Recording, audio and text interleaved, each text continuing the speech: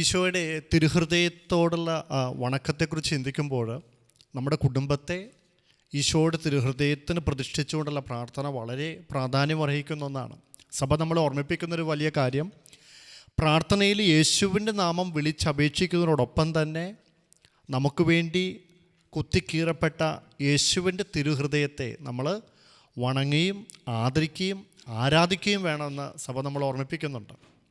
അപ്പോൾ ഇങ്ങനെ ചിന്തിക്കുമ്പോൾ നമ്മുടെ കുടുംബ പ്രതിഷ്ഠ നമ്മൾ ചൊല്ലുമ്പോൾ, ഈശോയുടെ തിരുഹൃദയത്തിന് സമർപ്പിക്കുമ്പോൾ, ഈശോയെ നമ്മുടെ കുടുംബത്തിലേക്ക് നമ്മൾ രാജാവായിട്ട് നമ്മൾ ക്ഷണിക്കുകയാണ്. നമ്മുടെ കുടുംബത്തിൻ്റെ കുടുംബനാഥൻ അല്ലെങ്കിൽ രാജാവ് കർത്താവായിരിക്കണമെന്ന് നമ്മൾ ആഗ്രഹിച്ച് നമ്മൾ പ്രാർത്ഥിക്കുന്നു.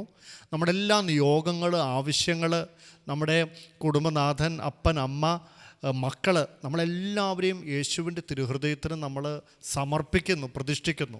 അങ്ങനെ തിരുഹൃദയത്തിന് പരമേൽപ്പിച്ച് തിരുഹൃദയത്തെ സ്നേഹിച്ചുകൊണ്ടുള്ള ഒരു കുടുംബമായിട്ട് മാറുവാൻ ആഗ്രഹിച്ചുള്ള വിശിഷ്ടമായ പ്രാർത്ഥന, സഭ നമുക്ക് നൽകിയിരിക്കുന്ന വിശിഷ്ടമായ പ്രാർത്ഥന, എന്തുകൊണ്ട് നമ്മളത് ഒഴിച്ചുകൂടാനാവാത്ത ഒരു പ്രാർത്ഥനയാണ് കുടുംബ പ്രാർത്ഥനയിൽ.